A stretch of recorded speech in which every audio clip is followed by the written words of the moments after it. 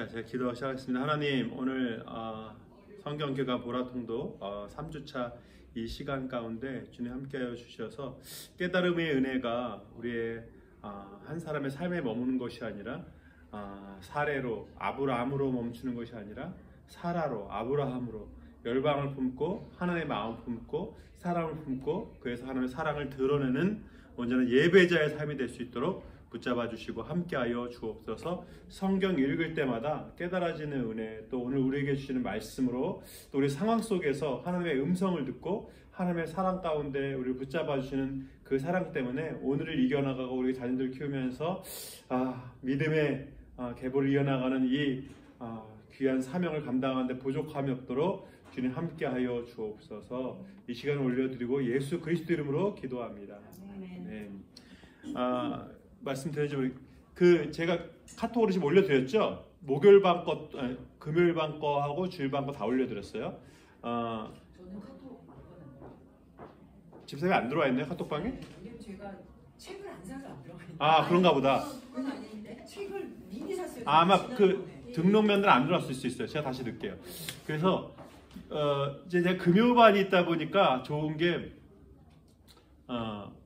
여기서 안 한 걸 이제 거기서도 하게 되더라고요. 그러니까 종합적으로 하면은 두 강의가 이제 실은 이게 개관이니까 개괄적인 것만 하면 뭐 12주라도 충분하지만 또 나누다 보면 이게 쉽지 않더라고요.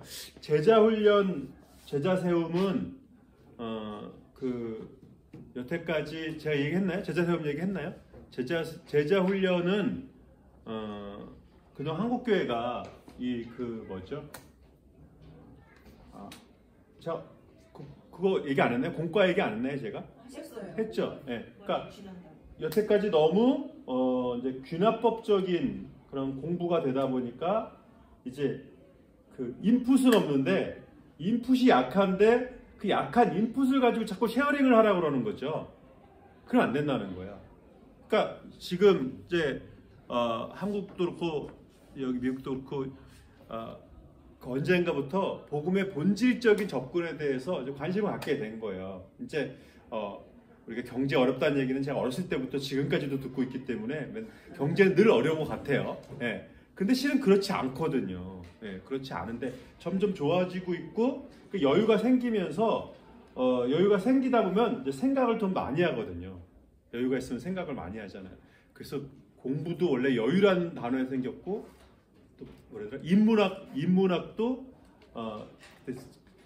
담임목사님 설교 중에 얘기하셨는데 인문학도 그게 리버럴 아트라고 그러잖아요. 그러니까 자유로운 사람만 할 수 있는 거라는 거예요. 인문학 공부라는 게. 예?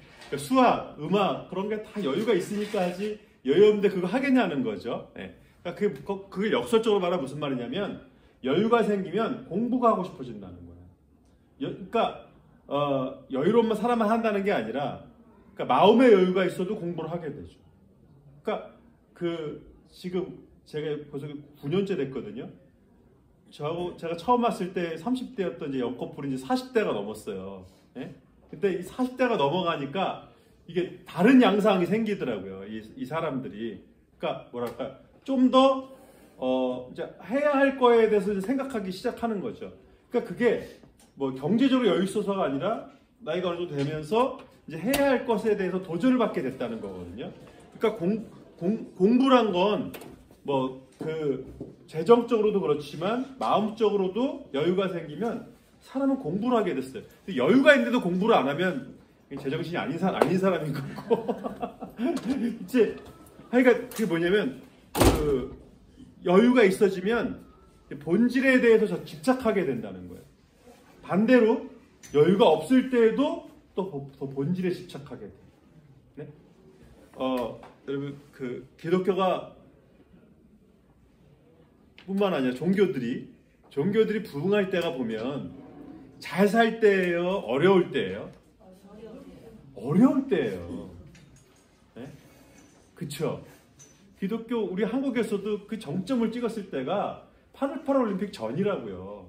88 올림픽을 기준으로 교회가 이제 92년도 그때 막 우리 그때 빌그레암 목사님 그게 언제였죠? 88년 이전이었죠? 네, 86년. 86년 자기가 이전이었죠?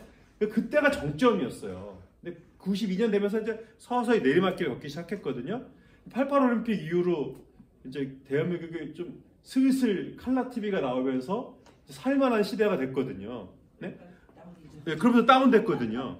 그러니까 두 가지예요. 어려워지면요, 또 본질에 집중하게 돼. 그러니까 난 가난하게 살다가 이거 뭐 그냥 뭐 겨우 밥만 먹다 가는 건가? 이제 그러면서도 본질에 집중하게 되고, 또 여유가 있으면서 너무 여유가 있는데 의미가 없는 거예요. 여유는 있는데 이제 의미가 없는 거죠. 그러면서 또 본질에 집중하게 되는 거예요. 네? 근데 물론 어떤 사람은 그런데 또 어떤 사람은 여유가 있거나 없거나 본질이고 뭐고 그냥 뭐 관심도 없고 그런 사람도 있죠. 여유가 있으면 다 본질에서 다른 거를 찾는 것 같아요. 네. 안 그런 사람도 있지만은 그렇죠. 네. 잘 살고 그러면은 네. 다른 인조이먼트를 찾아요. 그렇죠. 그런 사람 물론 있죠. 근데 찾다가 결국에는 뭐라면 찾다가 할 거 다 하다가도 뭘 하냐면 공부를 하더라는 거예요. 희한하죠. 그래서 스콜라가 생긴 거예요. 그래서 스쿨이 생긴 거고 대학이 생긴 거거든요. 그러니까 그 여태까지 제가 그런 얘기 하려는 게 아니라 그러니까 우리 나라의 흐름과 또 경제적인 흐름과 함께 처음에는 이제 우리 서로 쉐어링에 대해 처음에는 이제 본질적인 거 하다가 쉐어링에 대해서 이렇게 얘기하다가 쉐어링하다가 어느 순간 보니까 쉐어링은 많은데 인풋이 없는 거죠. 본질을 놓친 거죠. 그래서 요새는 지금 다시 언젠가부터 뭐 벌써 이 얘기는 꽤 됐어요. 지금 한 10년 가까이 이제 교회가 쇠락 얘기를 겪기 시작하면서 목회자와 모든 교회가 본질이 뭐냐 이거에 대해 집중하게 됐다는 거예요. 그러면서 당연히 본질이 성경이죠. 말씀으로 돌아가는 거죠. 중세 시대에 교회 시대에 그냥 교회 헌금이 그냥 넘쳐나가지고 막 그랬던 그 시대에 너무 넘쳐나니까 그걸 갖고 구제하고 이런 거 쓰는 게 아니라 그냥 세력을 더 키우고 교회의 세력을 키우고 황제를 이기려고 그러고 막 그런 시대도 있었다는 거죠. 그러면서 종교개혁을 통해서 마틴 루터가 외쳤던 게 뭐예요? 오직 믿음으로, 오직 은혜로, 오직 성경으로 본질로의 회귀예요. 이게 르네상스와도 맞은 거예요. 르네상스도 뭐예요? 본질로 돌아가자잖아요. 네? 공부를 하다가 별 얘기를 다 하다 결국엔 본질로 돌아가야 된다. 이걸 하면서 물론 르네상스가 본질로 돌아가지 않았습니다. 이때 인문학이 발달했다는 거지 사상에 대해서 다시금 생각하게 됐다는 거지 뭐 기독교 본질로 돌아갔다는 건 아니에요. 근데 그것과 다른 거지만 르네상스가 본질을 추구하고 또 개신교 종교개혁이 본질을 추구하는 이게 아구가 맞았어요. 그러면서 이제 마틴 루터의 종교개혁이 불을 붙게 된 거거든요. 그 정점이 뭐냐면 결국 성경으로 돌아가야 된다. 네? 이거예요. 제가 지난번에 말씀드렸는지 모르겠지만 담임 목사님이 원래 설교를 이런 스타일로 안 하셨대요. 근데 교회를 다 돌아다니고 부흥하는 교회들을 미국 교회를 막 다 돌아다녀 보니까 부흥하는 교회는 딱 한 가지가 다 틀린데. 그러니까 뭐 어디는 뭐라고 이게 부흥의 이유를 찾을 수가 없더래요. 왜 이 교회가 부흥하지? 열심인가 뭔가? 근데 다 다르고 어떤 교회는 열심으로 부흥하고 어떤 교회는 프로그램을 부흥하고 어떤 교회는 뭘 부흥하고 도대체 뭐가 공통점인지 공통점을 찾을 수 없더래요. 딱 한 가지 공통점이 있더래요. 그 부흥하는 교회에 딱 하나의 공통점. 말씀드렸나요? 말씀을 하나하나 워드 바이 워드로 설교를 하시더래요. 목사님들이. 재미가 있거나 없거나. 네? 성도들이 좋아하거나 말거나 워드 바이 워드로 설교를 하더라는 거예요. 강해 설교라고 하거든요. 그렇게 설교하시더라는 거예요. 그래서 그때부터 이제 담임 목사님이 그렇게 이제 우리 담임 목사님이 강의하실 때 서로 성경 때 가보신 분들은 알지만 편하게 재밌게 원고도 없이 잘하시거든요. 예? 근데 이제 이걸 워드 바이 워드로 하니까 워드 바이 워드로 하니까 원고를 보실 수밖에 없는 거예요. 예. 그러니까 실은 서방님이나 이게 자유롭게 하실 때는 교수 10년 하셨는데 뭐 편하게 하실 수 있거든요. 근데 그것 때문에 이제 워드 바이 워드로 한다는 거예요. 근데 정말 그래요. 진짜 우리 결국 다시 본질로 돌아가야 되는데 그 보라통독을 그래서 하는 이유가 그거라는 걸 제가 다시금 동기부여를 드리는 거예요.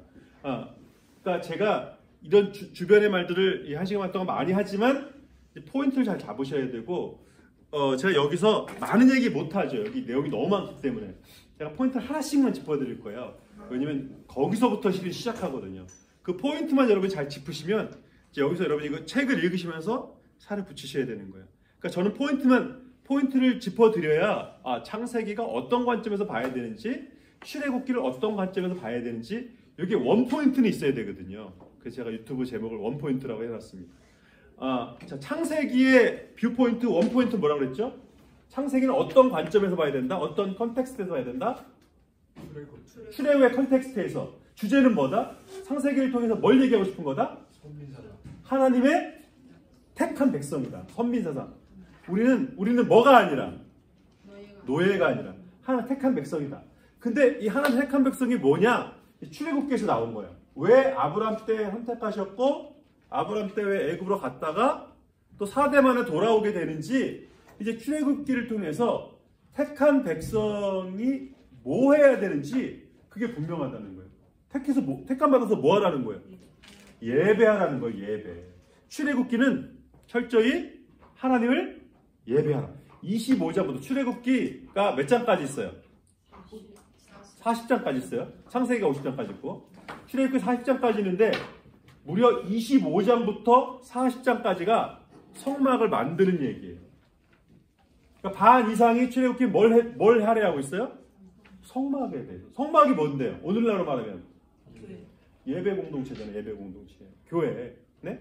그러니까 왜 아브라함을 택하셨고 왜 이스라엘 택하셨다고요? 예배 공동체로 세우셨다는 거예요. 어디서 그 예배를 드려야 되는지 성막에서 예배 드려야 되는데 그 예배를 통해서 우리가 예배 공동체라는 사실을 놓치지 말라고. 그러니까 택하신 이유는 예배고요. 이스라엘을 출애굽시킨 이유는 뭐라고요? 그것도 예배하기 위해서, 광야에서 예배하기 위해서. 모세가 물어봤잖아요. 하나님, 바로가 우리가 광야로 가야 하는 이유가 뭐냐고 물어보면 뭐라고 대답해야 되죠? 그때 하나님께서 그 대답까지도 심어주신 거예요. 광야에서 제사하려고 하노라. 그렇게 말하라고. 그러니까 그게 얼핏 보면 꼼수 쓰는 것 같고 핑계 대라고, 예배를 핑계로 대라는 것처럼 자칫 생각할 수가 있어요. 근데 아니라는 거. 그게 진짜 목적이라는 거. 이스라엘을 구원하신 이유는 예배하도록 하기 위해서. 자, 그럼 예배하도록 부르셨어요. 그리고 어디서 예배 드려야 되는지, 성막에서 어떤 방식으로 드려야 되는지 그 시스템을 다 얘기한 게 출애굽기예요.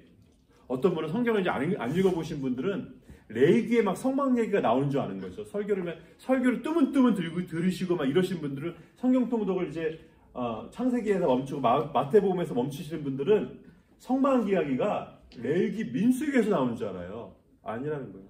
성막 이야기가 출애굽기에서 나온다는 거예요.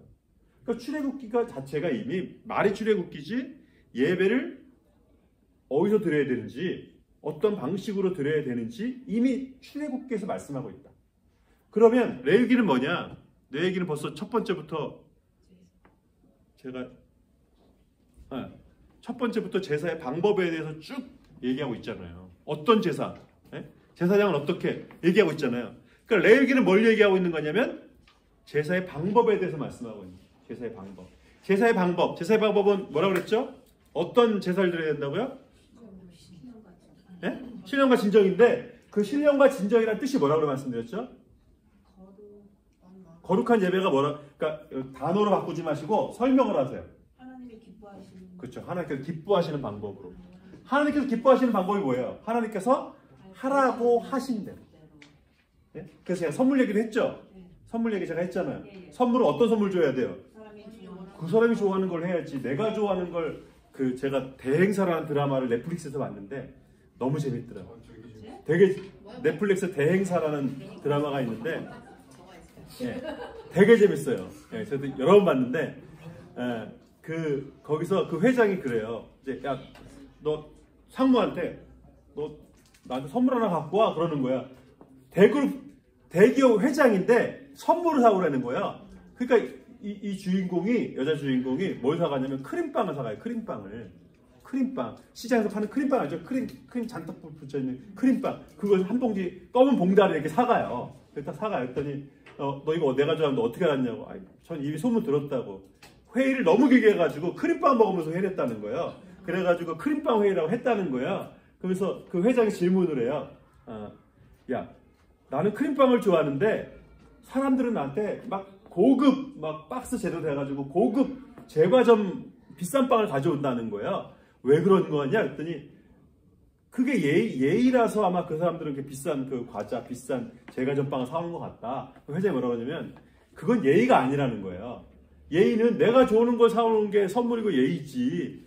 그들이 비싼 선물을 하는 건 자기가 원하는 게 있으니까 비싼 선물 바치는 거라는 거예요. 자기가 원하는 걸 이루려고 비싼 바치는. 자, 여러분 우리가 신령과 진정의 예배를 제사를 어떤 사람들은 어떤 생각하냐면 내가 정성스럽게 최선을 다해서 제사하고 예배해야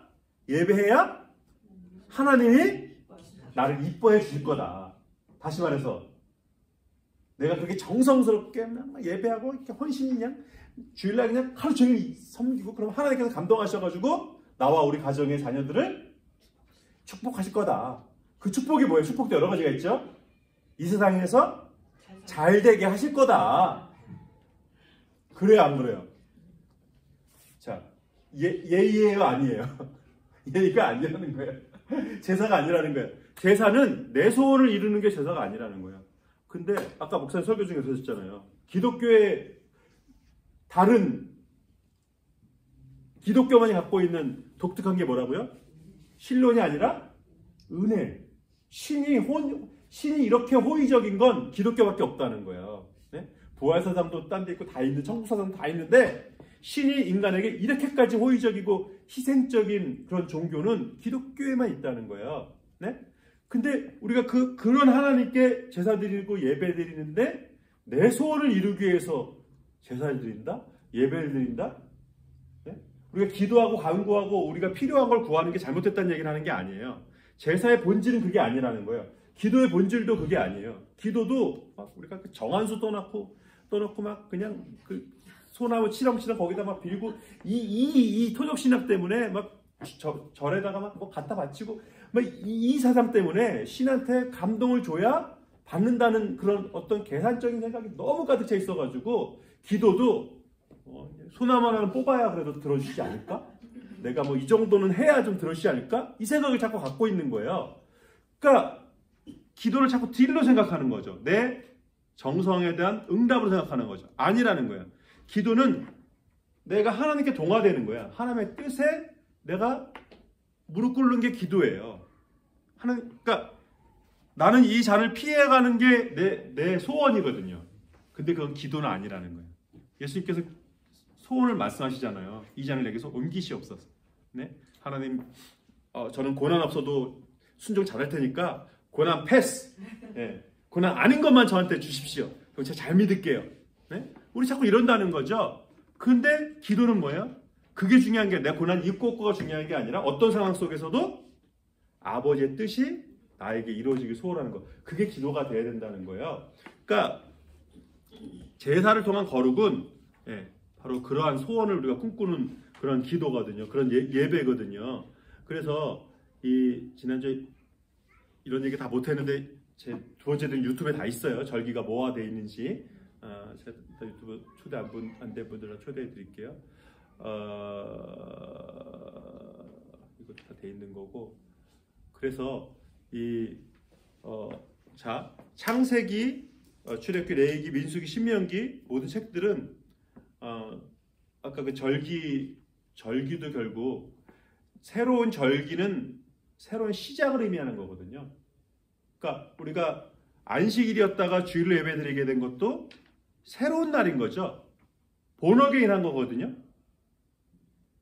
우리가 다시 태어난 거거든요. 새로운 질서 가운데 이제 부활은 우리에게는 어나더 옵션이 아니라 우리 삶의 질서를 전혀 다른 질서로 만든 게 부활이에요. 부활은 죽었다 살아나는 게 부활이 아니고 우리가 죽어도 계속 사는 게 부활이 아니에요. 부활은 새 몸과 새 마음과 새 영을 입게 되는 새로운 질서예요. 그러니까 우리가 목사님 천국 가면 우리 어느 나이 때로 돼요? 그거는 이 세상의 질서니까 나 천국 가는데 내 성형 다 없어지는 건가요? 나 죽은 나이로 천국 가는 건가요? 억울한데요? 예? 천국 가서 이거 차별이 이게 젊었을 때 그 죽은 사람은 젊었을 때 모습을 입고 나 기분 나쁠 것 같은데요? 이건 다 뭐예요? 이 세상의 질서를 자꾸 얘기하는 거예요. 부활은 그런 질서가 아니라는 거예요. 부활은 새로운 질서, 새로운 세상. 네? 그러니까 전혀 다른 질서와 전혀 다른. 그러니까 자, 오순절 성령 사건만 통해서도 벌써 어때요? 제자들이 눈이 달라졌어요. 보는 게 달라졌고 사람에 대한 안목이 달랐어요. 새로운 질서를 깨닫게 되는 거예요. 새로운 세상이 보인 거예요. 그 전에는 예수님 앞에서 다 도망갔는데 성령 받고 나니까 매를 맞아도 좋은 사람이 됐다는 거야. 네? 어느 정도 되면 매를 맞아도 좋아요? 이거 뭐 이 세상으로 말하면 이게 마약을 먹지 않은 다음에야, 이게 제정신이 아닌 다음에야 어떻게 매를 맞아도 좋아요? 주님을 위해서 고난을 받아도 좋은 이 질서를 알게 됐다는 거거든요. 네? 그러니까 성경의 창세기부터 계시록까지 계속, 자, 성경은 제가 뭐라 말씀드렸죠? 한 글자로? 한 단어로? 성경은 설교다 말씀드렸죠. 성경은 설교다. 네. 성경은 설교예요. 하나님의 뜻. 그리고 성경은 창세기부터 계시록까지 다 새로운 시작을 얘기해요. 창세기 새로운 선택된 새로운 시작. 출애굽기 또 새로운 시작. 레위기 예배 공동체의 새로운 시작. 네? 민수기 2세대의 출애굽 2세대 새로운 시작. 신명기 출애굽 2세대가 들어야 할 설교 새로운 시작. 이미 알고 있었던 그 말씀을 새롭게 듣는 새로운 시작. 이제 가나안에 들어가서 새로운 시작. 여호수아 들어가서 이제 여호수아가 다 여호수아를 통해서 다 이루신 그것을 통해서 다시금 새로운 시작. 그러니까 처음부터 끝까지 새로운 시작을 얘기하고 있다는 거예요. 절기가 유월절, 무교절, 초실절 이거 다 같은 그 절기에 해당되는 거죠. 출애굽기 때의 그 절기가 구약 성경의 대부분의 절기들이에요. 그러니까 출애굽 이후에 있었던 그 유월절부터 초막절까지, 수장절까지 성경이 갖고 있는 구약 성경의 절기들은 다 출애굽하고 나서 생긴 절기들입니다. 그 구원받은 사람들이 구원받은 공동체로 예배드리는 것에 대해서 예배 제사법에 대해서 말씀하고 있고 또 절기에 대해서 말씀하고 있다는 거예요. 그러니까 매 안식일마다 예배를 드리고 또 매 유월절마다 다시금 예배를 드리고 이 같은 맥락이고 또 이제 77절 이때 이제 추수 이스라엘의 새로운 시작은 7월 1일이에요. 나팔절이 새로운 시작이에요. 이따가 쉽게 말해서 새해예요. 새해. 뉴이어예요. 그래? 그러니까 우리는 자정 12시가 0시지만 이스라엘의 몇 시가 0시예요? 아침 6시가 0시예요. 그러니까 성경에 나오는 시간은 오늘날의 태양 시간으로 하면 몇 시간을 더해야 돼요? 6을 더해야 맞아요. 6을 더해야 맞아요. 이스라엘의 새로운 해는 7월 달이에요. 그러니까 이거 6 더하면 안 되나요? 6이 맞아요? 6 더하면 맞아요? 네. 근데 그것도 저기 이렇게 우리가 양력 보통 이게 여기 9월에 있던데요. 그 새해가. 그렇죠. 요 1월 이게 저기 저기 해양력 1월이 아니에요. 이스라엘이 갖고 있는 절기의 1월인 거고, 그런데도 이들은 7월 1일을 새해 첫날로 정한다는 거예요. 이 6월절을 이들이 1월로 다시금 한 거예요. 그러니까 원래 새해는 쉽게 말해 설날은 이때인데 이때를 1월로 했다는 거예요. 왜요? 6월절이 이스라엘의 새로운 시작이니까 본어게인 날 아니에요. 구원받는 날 아니에요. 네? 그러니까 자, 월화수목금토일이에요. 1월화수목금토예요. 1월화수목금토잖아요. 근데 이거 젊은 사람들한테 물어보면 월화수목금토 1인 줄 아는 사람들 적지 않게 많아요. 우리 30대, 40대 중에서도 그런 사람도 있어요. 네. 옛날에 한국 달력이 월화수목금토 1이었거든요. 아세요? 옛날 한국 달력이 월화수목금토 1이었어요. 네. 네. 왜냐면 일요일에 쉬었기 때문에. 네? 근데 토요일이 원래 세러데이가 뭐예요? 위켄드잖아요. 위켄드. 그 마지막 주잖아요. 안식일이었는데 왜 근데 썬데이 주일을 쉬게 됐어요? 주일을 기념하게 됐어요? 주일이 예수님이 부활하신 날이니까, 금요일날 돌아와서 주일날 부활했으니까. 그러니까 1500년 동안 지켰던 안식일을 폐하고 주일을 한 거예요. 성경적인 전통대로 보면 제자들의 말이 맞아요. 구약 성경에서 예고되어 있었던 예수님께서 오신 그날을 첫날로 기념하는 게 당연한 거죠. 네? 근데 유대인들이 보기에 그리스도인들은 이단인 거죠. 1500년 동안 지켜던 안식일을 폐했으니까. 그러니까 유대인들은 왜 주일을 기념하지 않아요? 예수를 안 믿으니까, 메시아를 안 믿으니까. 그 갭이 있는 거죠. 네? 그러니까 1500년 동안 지켰던 전통을 그 제자들이 파하려고 할 때 그게 어떤 거였겠어요. 종교 시대에, 그것도 종교 시대에. 어마무시한 거죠. 오늘날 우리가 토요일을 다시 일부 예배를 하자 이거하고는 이것보다 훨씬 더 큰 일인데 그걸 했다는 거예요.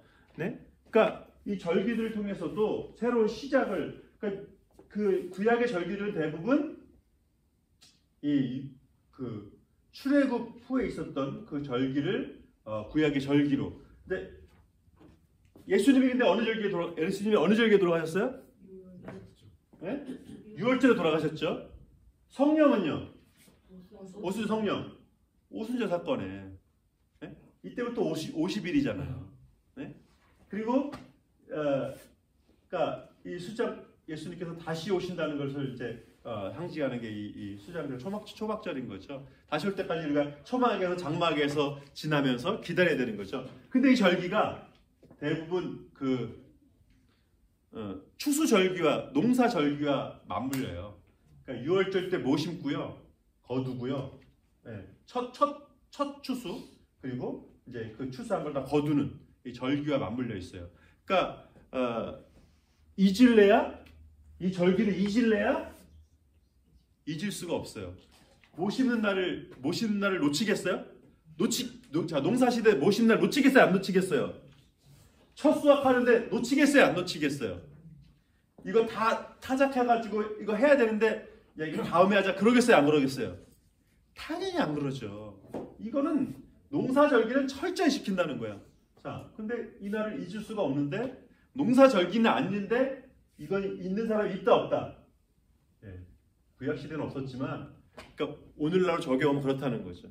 우리가 절대 개인적인 어떤 이득적인 이런 거 절대 놓치지 않는데 이런 하나님의 은혜를 기억하는.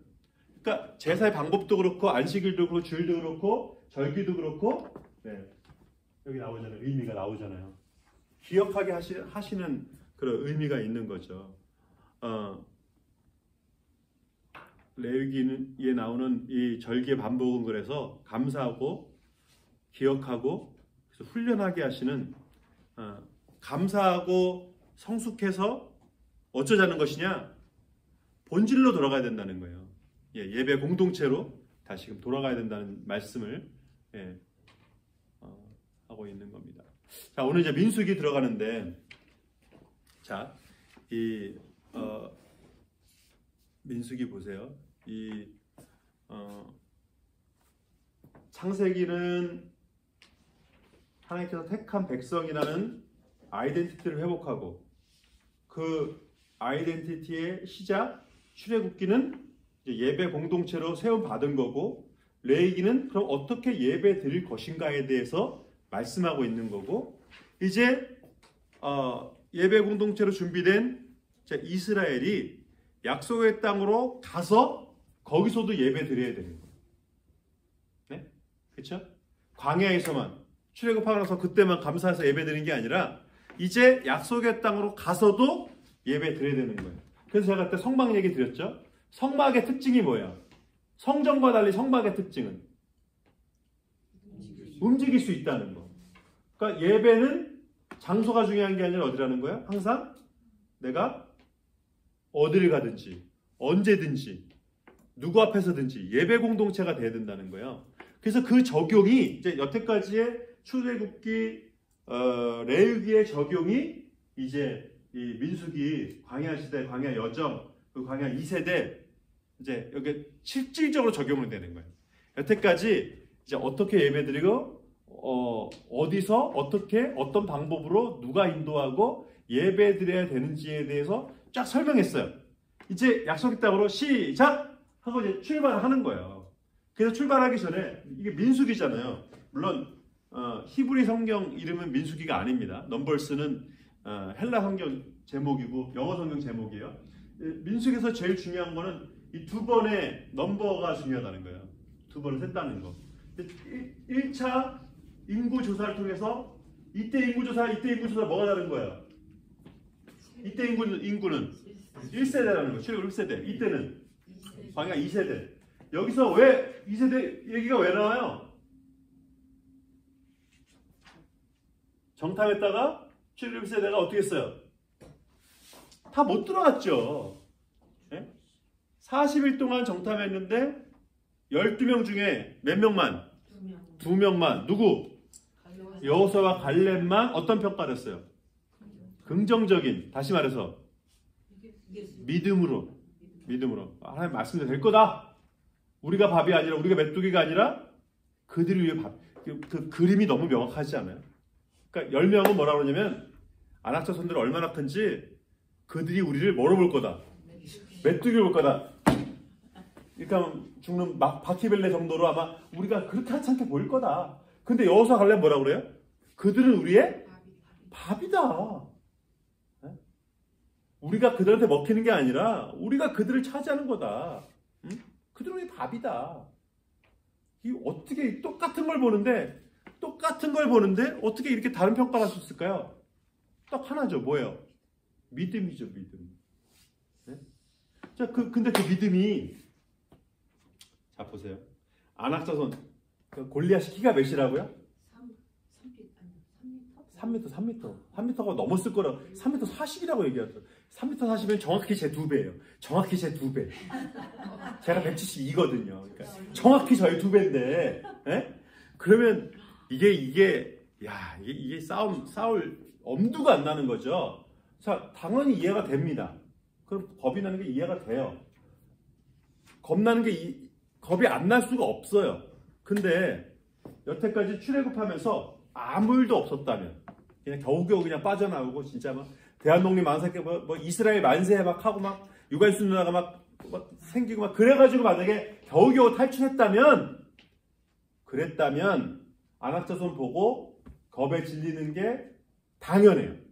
그리고 도망가고 하지 말자는 게 당연해요. 근데 출애굽 1세대는 지금 뭘 경험한 사람들이라는 거예요? 하나님의 기적. 자, 10번의 그 기적. 또요. 제일 큰 기적 뭐예요? 홍해 사건을 경험했잖아요. 네? 물이 갈라지는 걸 그걸 직접 봤다고요. 그래서 여기였나? 홍해 사진이 너무 많아가지고 어디 있는지 일단 홍해 사진 찾으면 보여드릴게요. 10번의 기적 그리고 홍해 사건. 이스라엘 백성들이 건너갈 땐 땅이었고 애국 군대가 들어오니까 물이 다시 덮치는 그걸 눈으로 직접 봤어요. 네? 가장 큰 두 가지 사건이죠. 자, 이걸 경험했어요. 거기에 이스라엘 백성들이 기여한 게 있어요, 없어요? 홍해 사건에 10가지 메뚜기가 막 피가 막 물이 피가 되고 말이죠. 근데 고센 땅은 멀쩡하고 말이죠. 예? 자, 다 어두워졌잖아요, 그죠? 그러면 고센 땅하고 이스라엘 땅하고 어느 경계에서는 여기서 여기는 어둡고 여기는 안 어두울 거 아니에요, 그죠? 이렇게 하면 어둡고 이렇게 하면 안 어두울 거 아니에요. 그리고 산 같은 데 가면 산 꼭대기 같은 데 가면 여기까지는 비가 안 왔어요. 여기서부터 비가 와요. 네. 산 꼭대기 같은 데 가면 그런 데가 있어요. 그 산을 경계는 이제 날씨가 달라지기 때문에. 네? 이게 얼마나 희한해요. 근데 비는 그럴 수 있는데 빛이 태양이 그렇게 되려면 이게 어떻게 그게 되는 거예요, 그게? 네? 그러니까 그런 걸 다 눈으로 경험했잖아요. 직접 경험했잖아요. 그러면 안악자손을 무찌를 거라는 믿음이 그게 어마어마한 수준의 믿음이 필요한 건가요? 네? 그러니까 여러분 눈앞에서 그거 보고 이스라엘 사람들 살고 애굽 사람들이 수천 명이 죽는 걸 눈으로 봤어요. 네? 그 상황에서 안악자손을 하나님께서 이기게 하실 거라는 그 믿음이 어마어마한 담대함과 그냥 죽으림을 다하는 어떤 그런 막 엄청난 수준의 막 주기철 목사님 죽으면 죽으리라 막 애쓰던 그런 믿음이 다 필요한 거야? 필요해요? 예? 그런 걸 봤으면 근데 잊어버렸을 것 같아요. 그쵸. 잊어버렸으니까 예. 그렇게 됐을 때 다시 겁이 나는 네. 거죠. 베드로가 무리를 걷다가 자기가 걷겠다고 그런 거잖아요. 무리를 저도 걷게 해주십시오. 저를 오라고 하십시오. 걸었잖아요. 걷다가 뭘 봤어요? 물을. 네. 물을 보고 무서워서 다시 자기가 무리를 걷게 해달라놓고 무리를 걷다가 나 무리를 걷고 있네? 그러면서 무서워서 빠스타래. 자기가 무리를 걷게 해달라고 놓고 걷다가 내가 무리를 걷고 있네? 갑자기 무서움이 왔다는 거야. 그러니까 의심하면 빠진다 이런 얘기를 하려는 게 아니에요. 자, 베드로의 기억 속에 제자들의 기억 속에 방금 오병이어를 경험했잖아요. 근데 풍랑이시니까 주님 우리 죽게 된 거 안 돌아보십니까? 멈추니까 이가 누구기에 바람과 바다를 잔잔케 하는 오병이어의 기적을 이미 잊어버렸다는 거야. 그게 기억 속에서 잊어버렸다는 게 아니라 우리가 그런 존재라는 거죠. 그럼에도 우리가 그럴 수 있는 존재임에도 불구하고 하나님께서 이 가데스바네에서 아낙 자손들과 싸울 때 이스라엘에게 어마어마한 뭔가가 있어야 됐던 건 아니라는 거예요. 출애굽의 역사와 홍해의 그 역사가 이스라엘에 칼 한 번 안 들었잖아요. 근데 이게 하셨잖아요. 결국 여호수아 때도 물론 칼을 들고 전쟁을 하긴 하지만 여리고 전쟁을 보면 알잖아요.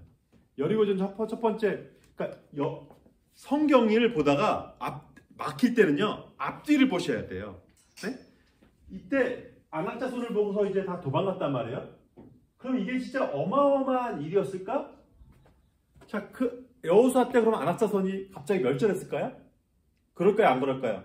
아니죠. 아니라는 걸 어떻게 할 수 있어요? 아낙 자손 얘기가 여호수아에 나와요? 기억이 안 나요? 아낙 자손 얘기가 여호수아 책에 나와요? 안 나와요? 몰라요? 안 나와요. 한참 뒤에 나와요. 언제 나올까요? 찍어보세요. 다윗 때 나온다는 거예요. 다윗 때. 가벳 사람 골리앗 얘기가 나오잖아요. 그리고 골리앗의 아울 라움 얘기도 나오잖아요. 네? 그러니까 여호수아 때 아낙 자손 있었어요? 없었어요? 1세대 다 죽고 2세대 때 아낙 자손 있었어요? 없었어요? 여전히? 있었죠. 그 10년기를 설교니까 이 민수기와 흐름상 이어지는 건 여호수아서예요. 여호수아 첫 번째 그 전쟁 여리고 전쟁 때 어떻게 이겼어요? 네, 6바퀴 돌고 마지막에 7바퀴 13바퀴 돌았더니 어떻게 됐다고요? 소리 질렀더니 성이 무너졌다고요. 그러니까 하나님께서 가나안에 어떻게 들어가게 하실지 여리고 전쟁을 보면 알 수 있는 거예요. 소리만 질러도 이기는 거예요. 네? 믿기만 해도 이기는 거라고요. 그러니까 이것과 여호수아서 6장의 그 여리고 전쟁을 비교해 보면 이들이 지금 시도조차도 안 하고 지금 여러분 야 우리 못 가 이거 힘들지 않겠냐? 이런 거 갖고 하나님이 니네 의심했어? 다 강해서 죽어버려. 아니라는 거예요. 돌아가자고 했다는 거예요. 애고로 돌아가자는 거예요. 그냥 고민이 되고 걱정이 되고 여러분 그게 불신이고 의심이 불신이고 그걸 얘기하는 게 아니에요. 네? 가론유다가 예수가 아닐 수도 있지 않을까? 그런 생각 할 수 있다는 거예요. 근데 그가 예수를 팔고 배신할 때까지도 그리고 심지어는 자기가 판 예수가 죽고 나서 내가 의인을 죽였구나 깨달았을 때조차도 돌이키지 않았다는 거예요. 네? 그러니까 의지적인 그 불신앙이라는 건 의지적인 거라는 거예요. 의지적인 거. 내가 불신앙을 갖다가 간혹 우리가 너무 고차원적으로 막 생각을 해가지고 바람 보고 빠졌으니까 내가 불신인가? 산을 바다에 던지러 갔는데 산이 안 가니까 내가 이거 불신앙이 있어서 그런 건가? 그런 거 얘기하는 거 아니라는 거예요. 이때에 이들의 이 불신앙은 구체적이었다는 거예요. 행동적이었다는 거예요. 도를 넘어섰다는 거예요. 그냥 안에서 너무 무서운데 나 못 살 것 같아. 그 정도가 아니라는 거예요. 네? 어쨌든 그 40일 40일 정탐이니까 성경에서 40이라는 숫자가 많이 나오잖아요. 그 고대 사회의 수에 대한 책이 뭐 여러 개 있을 건데 거기서 보면 숫자가 의미가 헬라 히브리적으로는요 숫자마다 다 의미가 있어요. 1은 하늘이고 2는 땅이래요. 저도 다 기억. 저도 이만큼 읽었는데도 기억이 안 나는데 몇 개만 나는데 1이 하늘이고 2가 땅이고 3이 신이고 이제 동서남북이 사방이잖아요. 그래서 3과 4를 더해서 7이 그래서 완전수라고 얘기하는 거예요. 뭐 다른 것 때문에 수학적으로 완전수가 아니라 그 고대 철학적으로 신과 사방 뭐 없는 게 없다는 거죠. 완벽하다는 거죠. 그러면 그 완전수라고 뭐 그런 데는데 그리고 10, 12, 12, 12이라는 수가 이제 한 사람이 감당할 수 있는 그 최소한의 그룹이고 또 원 사이클을 얘기하는 게 12예요. 그래서 12달도 있지만 숫자적으로 우리가 12달로 할 수도 있었고 실은 절기를 꼭 눈이 와가지고 비 오는 게 꼭 1년이어가지고 12달 그럴 필요는 없잖아요. 또 12달 맞지도 않고 13달일 수도 있는 거거든요. 13달로 한다고 해서 이게 날씨가 전혀 안 맞네? 그렇지 않거든요. 예? 요새 같아서는 지금 이 뉴욕 날씨가 전혀 이게 1년 사이클 같지가 않잖아요. 그죠? 예. 그러니까 그래서 12로 하고 물론 360일 그런 것도 있지만 그런 차원이 있다는 거예요. 40이라는 숫자는 이제 어떤 시작부터 끝까지 한 번 이걸 이제 40이라고 해요. 네? 그러니까 프로젝트로 말하면 어떤 프로젝트를 완성할 수 있는 가장 적절한 시간 그걸 이제 40으로 봐요. 네? 그래서 동양사상에도 나이 40이면 부록이다. 그때 새로운 거 이제 시작하려고 하면 안 된다는 거예요. 요새는 40이 부록이 아니라 요새는 40도 0커플이기 때문에 지금은 이제 부록이라고 하긴 좀 그렇죠. 옛날에는 50이면 지천명이거든요. 그러니까 제가 지천명인데 지금 하늘에 들어 아직도 지금 그러니까 그 40이란 걸 그때 부록을 그렇게 하는 건 이제 그런 의미가 있는 거죠. 40일 동안 정탐했다는 건 충분히 볼 거 다 봤다는 거예요. 그냥 얼핏 본 거 아니라는 거예요. 따질 거 다 따져봤다는 거예요. 분명히 좋은 것도 있고 안 좋은 것도 있고 힘든 것도 있고 어려운 것도 있다는 거예요. 그걸 다 충분히 본 거예요.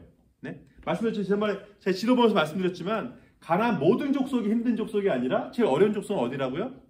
블레셋 가드만 잡으면 돼요. 블레셋만 잡으면 되는 거예요. 네.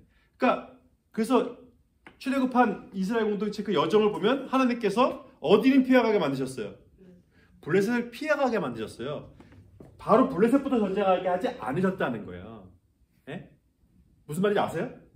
자, 블레셋 그 여호수아가 전쟁하는 그 루트를 보면 블레셋은 마지막이라는 거예요. 그게 무슨 말이에요? 그러면 자, 이 정탐을 했어요.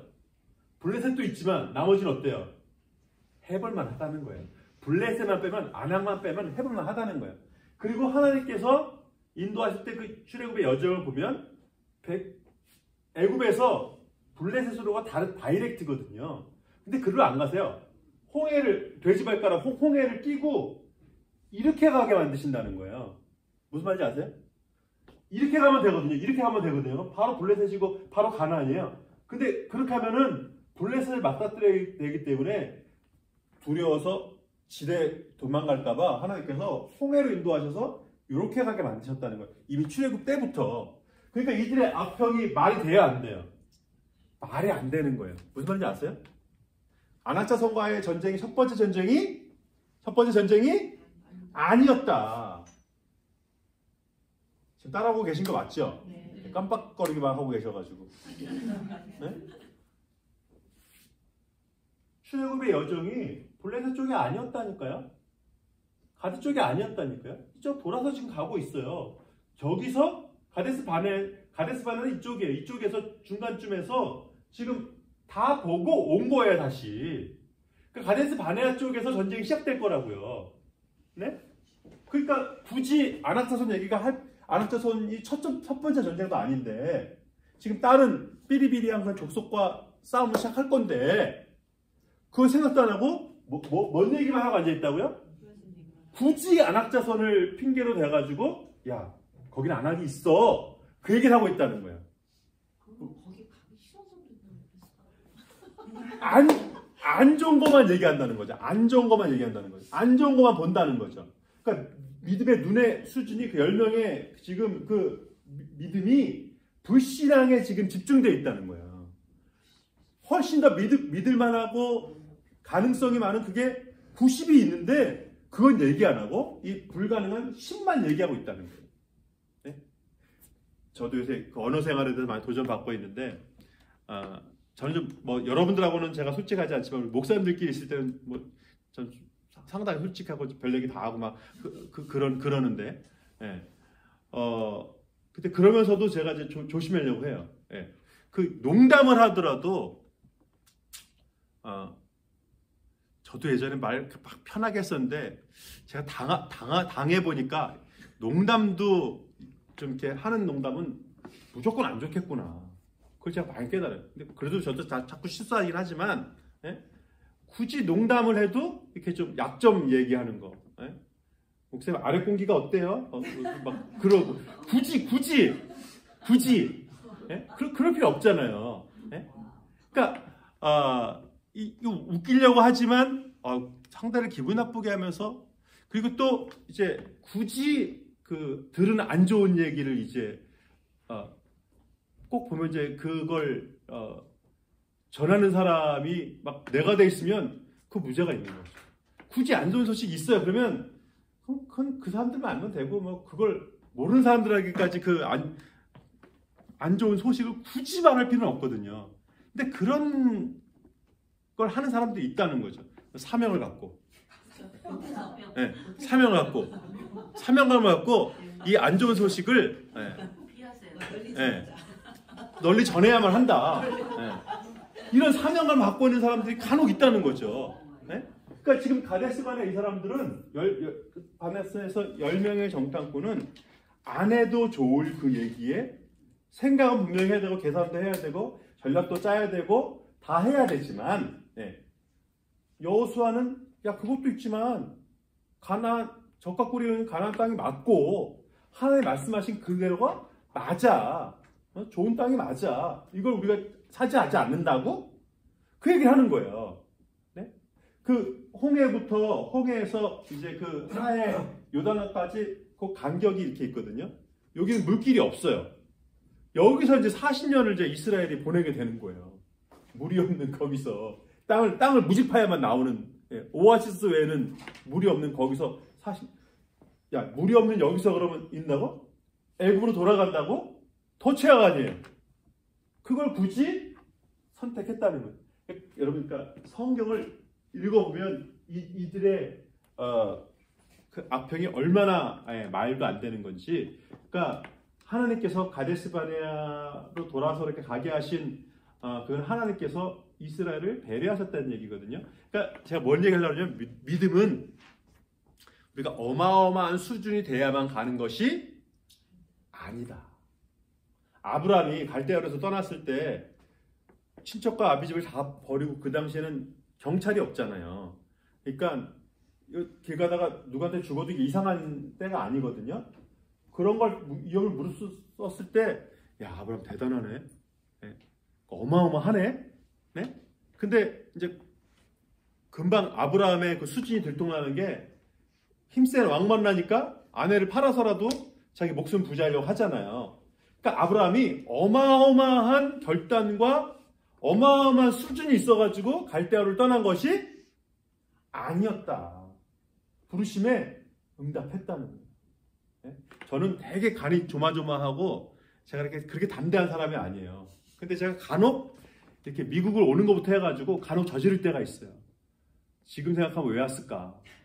네, 우리 아들 낳은 거 말고는 미국 가서 좋은 게 뭐가 있을까? 고민이 되는데, 근데 희한하게 그럴 때는 딱 뭘 제가 목회하기로 했을 때도 저희 집안이 다 기독교 집안이 아니에요. 뭐 우리 누나하고 저 빼고는 아무도 교회를 안 다녀요. 근데 저는 또 제가 나름 제가 효자거든요. 어머니의 마음을 아프게 하는 걸 너무너무 싫어하는. 제가 그래서 목사 되고 싶었을 때도 그 말을 제가 참아 못했어요. 이 말하면 우리 엄마가 얼마나 슬퍼할지 내가 장남인데 아니까 그 말을 참아 못하고 이렇게 있었는데 하나님이 딱 사인을 주니까 그냥 제가 어마어마한 담대함이 있어서가 아니라 사인 한 번에 이건 사인이다. 그래서 그냥 딱 말씀드렸죠. 네? 그러니까 미국 오게 된 것도 저는 신혼여행도 외국 가기 싫어서 제주도 갔거든요. 저는 외국을 무조건 싫어해요. 외국을 무조건 싫어해요. 음식도 저는 지난번 누가 되게 비싼 스테이크 하나에 1인당 엄청 비싼 스테이크 해주셨는데 저는 솔직히 스테이크 안 좋아하거든요. 저는 그냥 칠성 가든 갈비가 좋거든요. 네. 그 스테이크 100불짜리 감동이 안 돼요. 네. 저는 무조건 한국이 좋아요. 근데 한 목사님이 그것도 처음 본 목사님이 저한테 미국 오자고 해서 이거 사인이다. 그래서 그냥 왔어요. 그분도 모르는데 처음 본 분을 오라고 해서 제가 갔다니까요. 네? 그러니까 제가 어마어마한 믿음이 있고 사인이 있고 뭐 그런 게 아니라 그러니까 그러면서 성숙시켜주는 과정은 별도라는 얘기를 제가 드리려고 하는 거예요. 아브라함이 어마어마한 수준이어서 부르심에 응답한 게 아니라 이건 사인이다. 하나님이 부르신 게 맞다. 갔다는 거예요. 수준이 아직 안 됐는데 준비 안 됐는데. 응? 가데스 바네에서 하나님께서 요구하시는 거기에 이스라엘의 수준이 지금 준비되지 않은 걸 하나님 아세요. 그래서 돌아가게 하신 거라니까요. 그러나 거기서 그 정도까지는 할 수 있는 거예요. 해보자. 그 정도는 할 수 있다는 거예요. 네? 기도원 같은 경우가 다 우리 같은 수준이거든요. 14만 5천하고 300하고 싸우는데 누가 후덜덜 안 해요. 당연히 14만 5천하고 싸우는데 당연히 후덜덜 하지. 네? 근데 기도원이 뭐 했어요? 기도해 봤다는 거예요. 하나님 좀 후덜거립니다. 이게 안 될 것 같습니다. 진짜 이긴다면 사인해 주십시오. 그러잖아요. 그 정도는 할 수 있다는 거죠. 내가 하나님께 한 번 더 물어볼 수 있다는 거죠. 근데 가데스 바네 이 사람들 어떻게 했어요? 열매 정탐꾼 어떻게 했어요? 돌아가자. 두 번도 생각 안 한다는 거예요. 두 번도 생각 안 했다는 거예요. 그러니까 민수기에서의 이 40일 정탐 이게 민수기 전체 가장 큰 핵심적인 사건이거든요. 근데 이제 이걸 보여주는 게 이미 이때 이제 모세에 대한 반대 이런 사인들을 통해서 이미 지금 벌써 분위기가 레위기 때 출애굽 때는 벌써 상당히 달라진 이런 모습 이렇게 보고서 그렇게 당하고 이제 40일 정탐을 하루를 1년으로 해서 40년 동안을 돌게 됐는데도 여전히 정신 못 차리는 이런 모습이 보인다는 거예요. 근데 가장 놀라운 건 뭔지 아세요? 민수기는요 모세 오경 중에 어떻게 보면 가장 부정적인 책이에요. 네? 창세기 출애굽기는요 이게 환희에 찬 우리 아이덴티티를 확인하고 우리가 예배 공동체로 부름받았고 예배 어떻게 드려야 되고 막 즐거이 막 애굽 사람한테 뺏은 금 좋았는데 그걸 또 다 헌금을 해가지고 또 성막을 짓고 그런데 분위기가 헌금을 막 너무 많이 가져와가지고 모세가 말렸다고 그러잖아요. 그러니까 레위기까지는 분위기가 막 들끓었다고 막 우리 예배하고 마음껏 예배하고 찬양하고 제사장 예배드리는 모습 보면서 막 다 환희에 차고 기쁨에 차고 네? 막 회막에 막 구름이 막 임하고 막 그랬다는 거죠. 그래서 이제 그 분위기에서 출발한 거예요. 자, 레위기의 그 분위기 갖고 출발한 거예요. 네? 그러면 이게 시작이 좋잖아요. 그죠? 근데 벌써 부인을 의심하는 그런 사건이 생겼고 이때 어떻게 해야 되는지 가정적인 걸로 시작했잖아요. 그죠? 어떤 가정에 내 아내가 바람핀 것 같다는 거예요. 이거 어떻게 지금 뭐 필요할 나 지난주에 어디 가서 헌혈 한번 했다가 요새 이렇게 뚱뚱해졌는데도 불구하고 헌혈 한번 하니까 얼마나 피곤한지 그 다음날까지 정신을 못 차리겠더라고요. 뭐 피로 뭐 검사를 하겠어요? 뭘 하겠어요? 소지를 통해서 하나님 앞에 맹세하고서 아무 일이 없으면 의심하지 말라는 거예요. 그럼 그 의심의 소재 그거 먹으면 다 막 그 바람핀 남자는 막 뇌장이 터지고 그랬을까요? 안 그랬겠죠. 그럼 얼마나 좋겠어요, 그죠? 네. 그렇지 않았다는 거죠. 근데 하나님 앞에 맹세하고 만약에 거짓말이면 내장이 썩어서 내가 죽을 거다 맹세하고 아멘이 이때 처음 나오는 거 아세요? 성경에서 아멘이 이때 처음 나와요. 네? 내가 부정하면 창자가 썩어서 죽을 겁니다. 그리고 여호와께 아멘 아멘 아멘 하게 한다고요. 네? 그러니까 그런 두려움하고 네가 바람 안 핀 거라고 얘기해라 그거죠. 네? 죽을 각오하고 아멘 하고 얘기하는 거죠. 자, 가정적인 부정을 시작했죠, 그죠? 근데 이게 이걸 안 끝나고 미리암과 아론이 하나님이 너하고만 말씀하시냐? 나하고도 말씀하셨다. 미리암과 아론이 반기를 들어요. 예? 그래서 리더십에 이제 문제가 생겼죠. 근데 이 리더십의 문제가 실은 이게 모세, 미리암, 아론, 삼일체 같은 이 세 사람이 협력만 하면요, 이스라엘 사람들은 문제가 없어요. 네? 근데 이 최고위 리더십이 갈등이 생기니까 어때요? 이 12명의 정탐꾼 각 지파에서 대표적인 사람들만 데려온 거야. 대표적인 사람들만 했는데 부정적인 평가를 하잖아요. 네? 이 12 지파의 대표가 그런 것도 이게 지금 상당히 심각한데 고라 자손이 아예 그것도 레위 지파 고라 자손 레위 사람들이 아예 다 반기를 들었다는 거예요. 네? 한 지파가 제일 후원하고 도와줘야 될 레위 지파 사람들이 야 우리도 레위 지파 사람들이야 이러면서 반기를 들었다는 거예요. 네? 제일 큰 건 뭔지 아세요? 누가 무너졌어요? 모세가. 네? 물론 여러분 이해가 돼야 안 돼요. 이런 거 다 겪은 모세가 두 번 치면서 야 내가 하나님이냐? 내가 물레리야? 여러분 우리가 인간적으로 이해돼야 안 돼요. 대고도 남죠. 대고도 남죠. 네?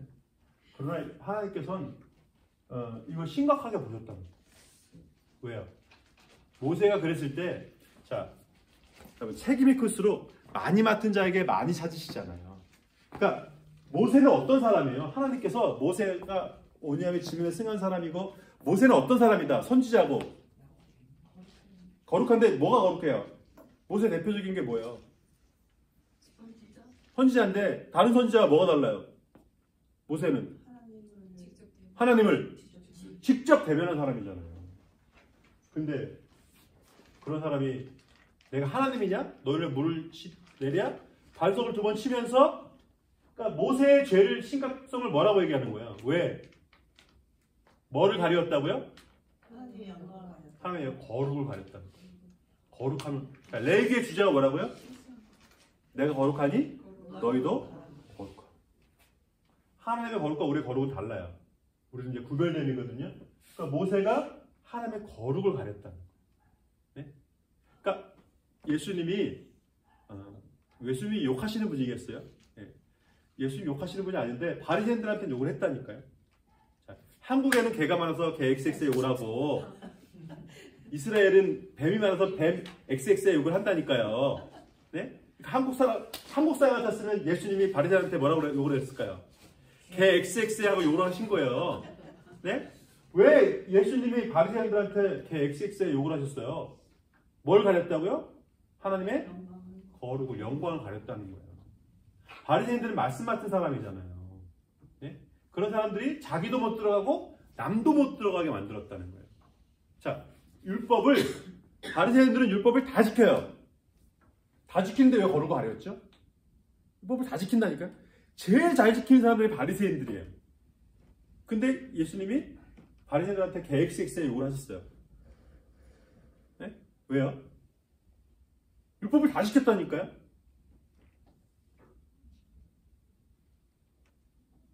율법을 다 지켰는데 문자적으로 다 지켰는데 뭐를 안 지켰어요? 자, 오늘 뭐라 그랬어요? 레위기도 그렇고 자, 성경 공부 우리 오늘 하는 성경 공부 중요한 게 뭐라고요? 예배? 본질. 율법이 문자적으로 지키면 다 지킨 거예요? 안식일에 일 안 했으면 지킨 거예요? 안식일의 본질이 일 안 하는 거예요? 아니잖아요. 비본질이. 안식일의 본질은 뭐예요? 하나님이 창조하셨다는 걸 기억하는 거잖아요. 기념하는 거잖아요. 자, 율법의 본질이 뭐예요? 율법의 제일 중요한 게 뭡니까? 율법사가 물어보잖아요. 예수님이 뭐라고 그러세요? 율법에서 제일 중요한 계명은 두 가지인데 하나님을 사랑하고 이웃을 사랑하는 거다. 자, 바리새인들이 율법 문자적으로 다 지켜가지고 막 사랑에 넘쳤어요? 아니라는 거예요. 뭐 하고 다녔어요? 지적질하고 다녔어요. 정죄. 너는 죄인. 너 50점. 이번에 뭐 유튜브 카톡 보니까 뭐 민주당 뭐 어쩌고 그러면서 뭐 0점을 줬네 어쩌네 이런 탑뉴스로 뜨더라고요. 너 0점. 너 80점. 제가 만약에 여기 여러분을 출석 점수가 아니라 제가 여러분 딱 보면서 제가 신앙 점수로 제가 50점도 안 되네요. 제가 만약 개인적으로 카톡으로 그 정도 신앙 같으면 천국 가시기 상당히 어렵습니다. 제가 50점 드렸어요. 어때요? 제가 목사로 보이겠어요? 네? 저희 모교에 이대 목사님 오셨는데 옛날 얘기예요.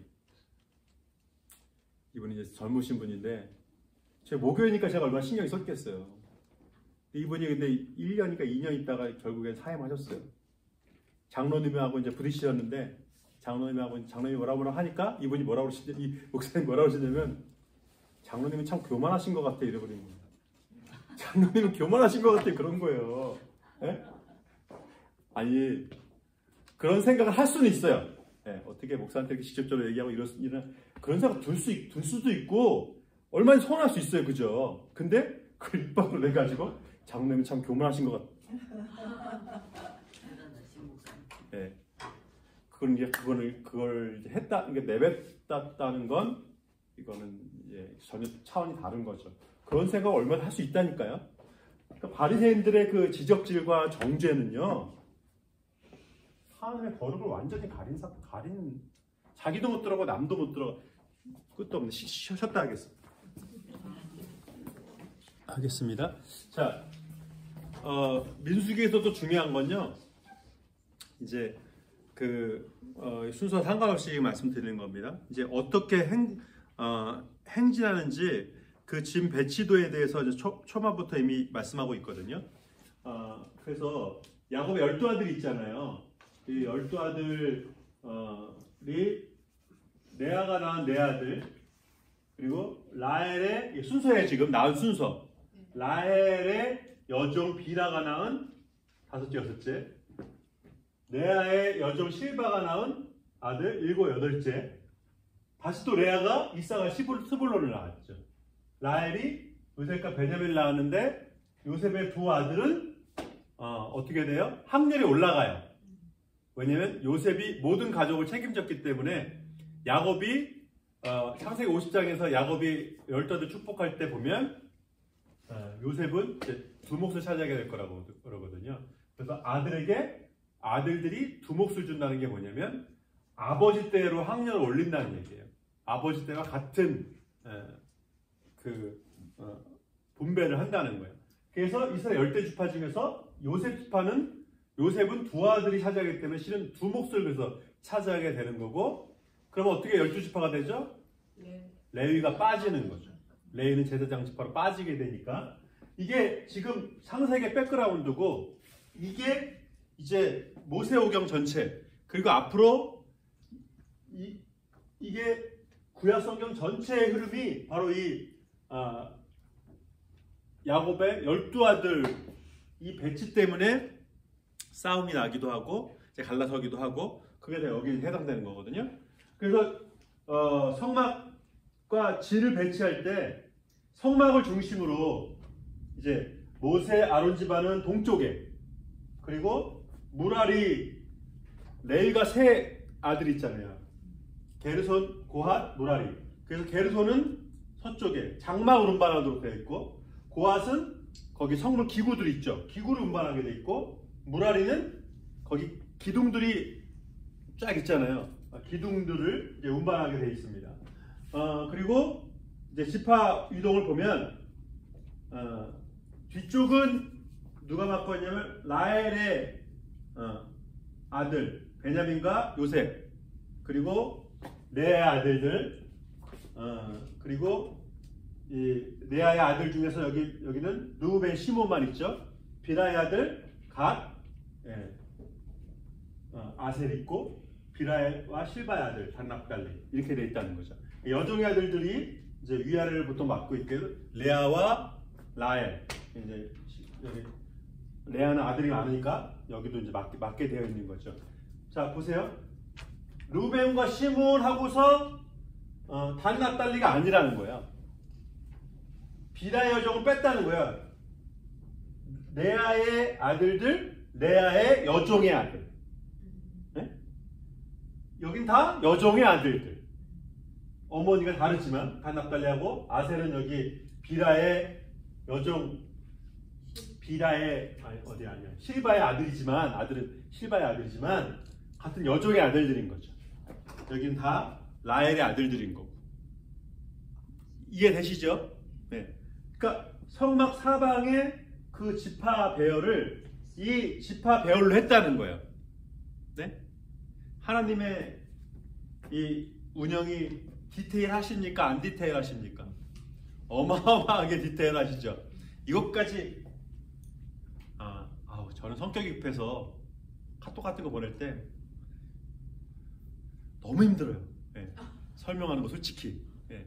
그냥 필요한 것만 저는 이렇게 딱딱 얘기하고, 어떨 때는 인사도 빼먹고 그냥 오시래요, 이러고 가시래요, 네, 오래요, 이러고 막 그럴 때가 많은데, 이걸 카톡으로 막 오시래요도 그걸 이러이러해서 오시래요 그래야 되잖아요. 실은 카톡으로 이게 얼마나 힘들어요. 네? 전화는 제 번호를 저장했어야 전화를 받죠. 네, 저장도 안 해놔가지고 전화도 안 받아요.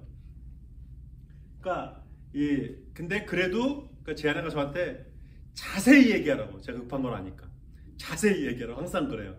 저는 자세히 얘기해야 이제 세 줄인데, 물론 그래야 오해가 없죠. 네, 그래야 오해가 없고, 그러니까 카톡이 더군다나 카톡은 말에 뉘앙스가 없잖아요. 그러니까 카톡은 자칫 잘못 보내면 이제 오해를 받거든요. 이게 좋은 의미로 얘기한 건지, 이게 뭐 이제 한번 해보자는 건지, 이게 글만 봐도 알 수가 없거든요. 그러니까 또 저같이 말이 이렇게 투박한 사람들은 오해가 있을 수 있잖아요. 그래서 저는 말끝마다 이제 항상 이제 웃음을 이제 항상, 기분 좋다, 웃음 이제 항상 이제 붙이는데, 그쵸. 그러니까 그런 거 하나로도요, 말 하나로도 이게 지금 해보자는 건지 좋은 얘기인지, 이것만으로도 오해가. 제가 전회교회에 있었을 때는요, 어떤 분한테 제가 그때는 이제 카톡이 시작할 때였어가지고 이제 카톡으로 이제 저도 전화하는 거 너무 싫어하거든요. 네. 전 전화가 너무 싫어요. 네. 전화하기도 싫어. 전화를 너무 싫어해. 그래서 그래도 전화 안 하고 싶은데, 그래서 간단한 거여가지고 이렇게 오시래요 제가 이렇게 보냈거든요. 그랬더니 특히 목사님 성의 없이 카톡을 보내냐고 성의 없이 카톡을 보내냐고 한참 그래가지고 또 이제 카톡도 못하고, 제가 원마 그러려고 하는 게 아니라 우리가 그런 존재라고요. 말 한마디 갖고 서운해하고 오해하고, 네? 만약에 근데 더군다나 그게 이제 나하고 사이가 안 좋아, 내지는 좀 이렇게 엄마가 달라, 네? 나는 상무 계열이고 쟤는 전무 계열인데, 네? 회장님 계열이고, 네? 회장님 사모님 계열인데, 이게 어쩔 수 없는 한계가 있다는 거예요. 네? 남자가 여자를 볼 때요, 내 스타일이다, 이거 판단하는데 얼마 걸린 줄 아세요? 0.2초 걸린대. 0.2초. 네? 판단이 남을 쉽게 판단하고 그런 게 뭐 그렇게 남자만, 여자들은 안 그래요? 예? 제 아내가 되게 웃겨요. 웃긴 말 많이 하는데, 이제 우리 영국불랑 얘기하다가 내 남편 옆에 앉지도 말라고 해서 그런 식으로 농담을 했어요. 양 목사님 옆에 앉지도 말라고 막 그런 식으로 이렇게 이제 내 남편 옆에 앉지도 말고 어쩌고 그런 아까 웃긴 얘기 했거든요. 그때 그 옆에 있는 그 영커플이 더 웃긴다, 그래서 더 웃기는 말을 한 거 있죠. 걱정할 필요 없다. 전혀 걱정할 필요가 없다고. 이해하셨어요? 네? 우리가 좋을 때는 그런 말도 괜찮고 웃기죠. 예. 근데 안 좋을 때는요 별것 갖고도 아닌 것 같고 얼마든지 제가 그래서 말했잖아요.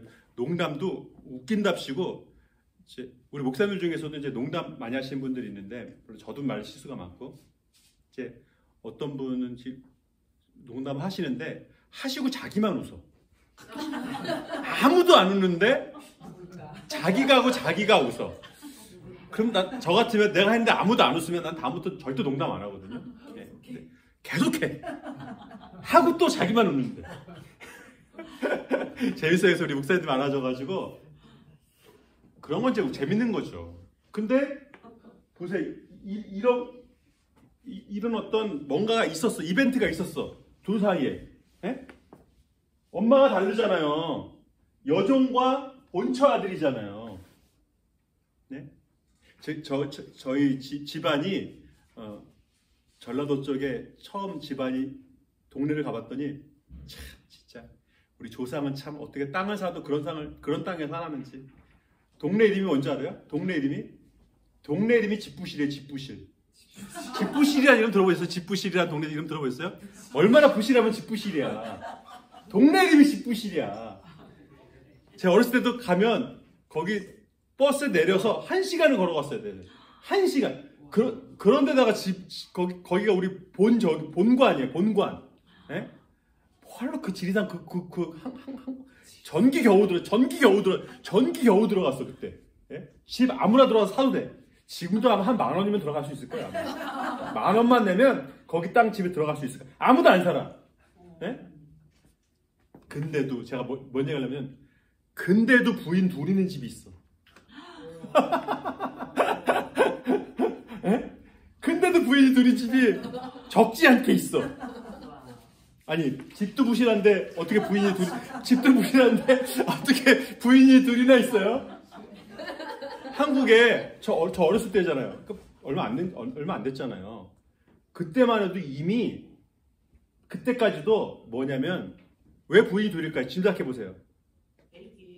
어떤 애기? 아들 못 낳아서 아들. 저희 할아버지도 부인 둘. 그 집부실에서. 네? 자, 그래서 저는 어렸을 때 우리 고모님이라고 하는데 설에 모이기만 하면 싸우는 거예요. 그 고모님 때문에. 그래서 왜 고모가 자꾸 시비를 걸어? 고모가. 저 고모가 왜 자꾸 시비 걸지? 저 어렸을 때 몰랐죠. 왜 자꾸 시비 걸어? 근데 오면서 제 어머니가 그러는 거야. 그 고모가 첫째 할머니 부인인 거야. 첫째 할머니 딸인 거야. 나머지는 다 둘째 할머니 아들 딸인 거고. 그러니까 첫째 할머니는 딸 하나, 고모 하나야. 그러니까 부실부실하죠. 오면 그 고모가 시비 걸든지 그 고모 사이가 시비를 걸든지 그 고모 딸이 시비를 걸든지 누군가에 시비를 걸어. 그래서 설날하고 수업 때 안 싸운 적이 없어. 근데 또 오는 건 더 희한해. 그러려면 뭘 오는지. 근데 또 와. 제사는 드려야 되니까, 할아버지 제사 드려야 되니까 또 오긴 와. 자, 제가 그래서 이거를 저는 어렸을 때 어렴풋이 이 의미를 알아요. 보세요. 예, 그러니까 하나님이 철저히 이 갭을 넘을 수가 없다는 걸 아세요. 예? 레아 아들들하고 라헬 아들들하고 사이가 좋아진다는 건 기대할래야? 기대할 수가 없다. 종의 집안과 본처 집안 사이에 갭이 있을 수밖에 없다. 네? 그래서 요셉을 죽이자고 한 사람들은 다 누구다? 누구 아들들이다? 여종의 아들들일 것이다. 왜냐면 르우벤하고 유다가 말렸잖아요. 레아의 본처 아들들은 말렸잖아요.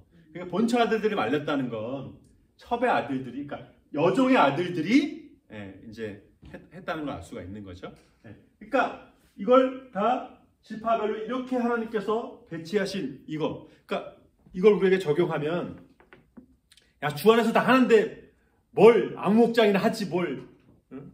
그 목장에 가네 못 가네 뭐 넣어달라네 빼달라네, 예? 그렇게 말해서는 안 된다. 예. 고려해야 되고 배려해야 되고 둘 다 있어요. 그럼에도 내가 잘 목장 섬기고 그런 마음도 당연히 있어야죠. 당연히 있어야 되는데 이러이러한 사정이 있을 수 있다는 걸 우리가 또 충분히 인정해 줘야 된다. 그러니까 우리가 고려할 게 참 많죠. 배려할 게 많죠. 성경에서 이게 이때만 이런 게 아니에요. 이제 우리 느헤미야서에 보면 느헤미야 때 이제 성벽을 재건하잖아요. 성벽 재건할 때 느헤미야가 어디 재건하고 지파별로 이렇게 해줘요. 사람별로 지파별이 아니라 사람별로 이렇게 해줘요. 기준이 뭘까요? 느헤미야 묵상해 보신 분. 자, 예루살렘 성이 있고 성전이 아니에요. 성벽이에요. 예루살렘이 산꼭대기 있잖아요. 거기 꼭대기에 이렇게 벽을 이렇게 다 둘렀다고요. 철옹성이죠, 완전히. 예? 사람 세우는 게 집 근처. 그쵸. 자기 집 앞 성벽을 세우게 했다는 거예요. 예? 그러니까 집 가까운 쪽으로 성벽을 세우는 거를 세웠다는 거예요. 왜 그랬을까요? 그래야 뭐가 다가와요? 실감 나는 거죠. 자기 집 앞에가 지금 벼 있잖아요. 자기 집 앞이 지금 홍하잖아요. 지금 다 철문인데 내 앞만 홍해. 예?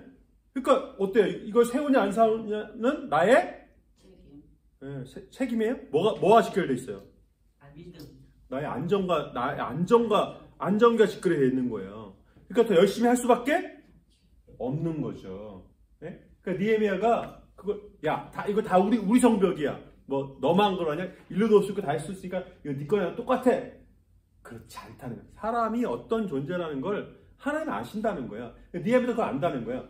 성경은 철저히 신론이기도 하지만 인간학이에요. 그러니까 인간의 그 한계성을 절대 배제하지 않는다는 거예요. 네? 하나님이 우리를 자, 제가 첫날 말씀드렸죠. 유대 공동체에서 사랑하는 것과 뭐를 구별하고 있지 않다고요? 사랑하는 것과 사랑하는 것과 아는 것을 구별하지 않는다 말씀드렸잖아요. 아는 건 사랑하는 거고 사랑하는 건 아는 거라고. 하나님은 우리를 사랑하세요. 좋은 것만 봐서? 아니라니까요. 하나님 우리를 왜 사랑하신다고요? 우리를 너무 잘 아니까. 그러니까 잘 아니까. 그러면 야곱이 잘할 걸 아시고 사랑했다는 거야? 아니요. 야곱의 밑바닥을 아세요. 인간의 밑바닥을 하나님 아세요. 응? 자, 여러분은 남편의 밑바닥을 알고 싶습니까? 모르고 싶습니까? 네. 모르고 싶습니까? 네. 그렇죠. 모르는 게 낫죠. 네. 알아지는 건 어쩔 수 없지만 모르는 걸 굳이 알려고 하실 필요는 없습니다. 네. 밑바닥은 다 똑같거든요. 인격은 페르조나라는 라틴어에서 나왔대요. 페르조나가 가면이거든요. 그러니까 누구나 다 뭐를 쓰고 있다는 거예요. 인격이란 가면을 쓰고 있다는 거예요. 예? 그러니까 그걸 존중해줘야 된다는 거예요. 내가 그런 마음이 아니지만 내가 그 사람한테 악감정을 갖고 있지만 그걸 굳이 표현하고 그럴 필요가 없죠. 나는 인격자니까. 인격이라는 게 있으니까. 그러니까 그걸 가식이라고 말할 필요 없다는 거예요. 가식과 인격은 다르다는 거예요. 네? 그러니까 이제 죽도록 미워하면서 막 그냥 세상 친한 것처럼 진짜 그러면 가식이죠. 그러나 내가 정말 싫어하지만 그 사람 앞에서 예를 지키는 거, 그건 인격인 거죠. 네? 너무 싫어하는데 막 그냥 난 당신을 너무 좋아하고 막 오버해서 그거는 좀 그럴 필요까지는 없다는 거예요. 그러나 내가 정말 나하고 사이가 안 좋고 이벤트도 있었고 그렇지만 내가 함부로 하지 않고 말할 때도 그렇고 존중해 주는 거, 그건 인격인 거죠. 네? 그러니까 그걸 헷갈리셔가지고 할 말 다 하면서 나는 솔직해서 그래 나는 뒤끝은 없어 그렇게 말한 건 그거는 그건 전혀 인격적인 게 아니에요. 인격적인 거는 막 아무 말이나 하는 게 솔직한 게 아닌 거예요. 인격적으로 말을 해야죠. 인격적으로. 그러니까 이런 우리의 그런 부분들을 우리 밑바닥을 인정하고 시작해야 된다는 거야. 이 행군 순서도 그래서 이거 그대로 다 여기도 마찬가지잖아요. 레아 여기는 뭐예요? 라헬, 여기는 여종 이렇게 다 그 진행 행군 순서도 그런 것들 다 분명히 하고 있다는 거예요. 언약궤가 제일 앞서고 그다음에 게르손, 무라리 자손이 1대 다음으로 들어가고 2대 다음으로 고핫 자손이 들어가고 이렇게 이동을 하는 걸 볼 수가 있습니다. 그래서 이제 민수기가 계속 숫자만 세다가 시작도 못 하거든요. 네? 그러니까 자 출애굽 1세대 60만, 2세대도 여전히 60만, 조금 줄었지만 2세대 인구 조사만 하고 끝나는 게 이게 민수기예요. 네? 그러니까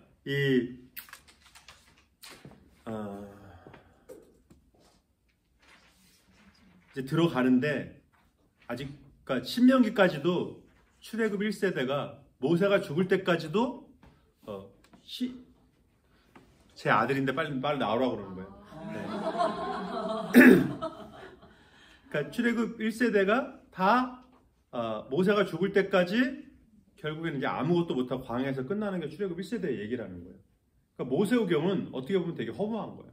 네? 모세도 못 들어가고 출애굽 1세대는 아무도 못 들어가. 2명 빼고 누구?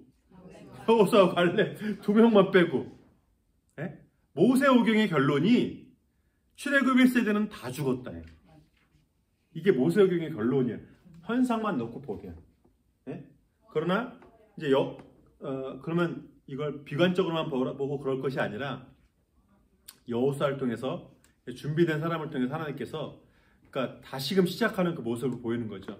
그러니까 모세와 여호수아, 엘리야와 엘리사, 다윗과 솔로몬 이렇게 비견되는 그런 사람들을 통해서 다시금 하나님께서 새롭게 일을 시작하신 거예요. 다윗 또 요시야. 근데 그것도 너무 늦었죠. 그래서 이제 결국엔 요시야 늦을 때 이제 망하게 되지만 하나님께서 계속 그 요시야, 히스기야 이런 사람들은 실은 뭐 그렇게 괄목할 만한 그게 없죠. 그러나 예배를 다시 새롭게 했다는 거예요. 결국엔 히스기야 때 히스기야가 그러니까 얼마나 똑똑한 사람이냐면 그 성을 완전히 저버리고 이스라엘을 완전히 성으로 둘러버리고 외적이 쳐들어왔을 때도 이제 약간 높은 산에 있거든요. 예루살렘이 안 가봤지만 그러니까 그 물길이 없어요. 높은 데 있으니까. 그러니까 어떻게 하냐면 밖에 물을 예루살렘 성 안으로 들여옵니다. 그때 그 물이 들어오려면 그냥 흙탕에다가 들어오면은 이게 막 바뀌고 막 이렇게 될 거 아니에요. 그러니까 밑으로 물 이렇게 흘러오게 하는 그 상하수도를 갖다가요. 상수도, 하수도 아니고 상수도를 요 히스기야 때 만들었어요. 히스기야 때. 그걸 다 돌로 이렇게 해가지고 흙 때문에 이게 변하던 그게 지금도 있습니다. 이스라엘에 지금도. 그러니까 얼마나 잘 졌어요. 네? 그게 지금도 존재하고 또 그게 또 희한한 속설이 들어가지고 그게 상수도니까 높을 필요가 없잖아요. 그래서 사람이 들어갈 수 있을 정도예요. 네. 그래서 거길 이스라엘 성지 순례하면 거기 이렇게 그 기지 않나 봐요. 이게 들어갑니다. 그렇게 들어서 한번 끝까지 간다는 얘기인지 모르겠지만 하여간 이렇게 들어간대요. 근데 또 어디서 또 희한한 누가 루머를 퍼뜨려가지고 그 히스기야 그 상수도 거기 굴로 이렇게 고개 숙 이렇게 들어가면 뭐 허리가 낫는다는 둥, 뭐가 치유된다는 둥 이게 또 썰이 돌아가지고 한국 사람들이 거기 다 줄여서 딴 데는 안 가도 거기 또 다 가는 거예요. 예? 지금도 물이 흐르는데 그래서 한 번은 큰일 날 뻔했대나 조금씩 들어가야 되는데 우르 들어가는 바에 물이 이렇지만 많이 들어가게 되면 사람들이 많이 들어가면 어떻게 돼요? 물이 점점 이렇게 차게 되는 거예요.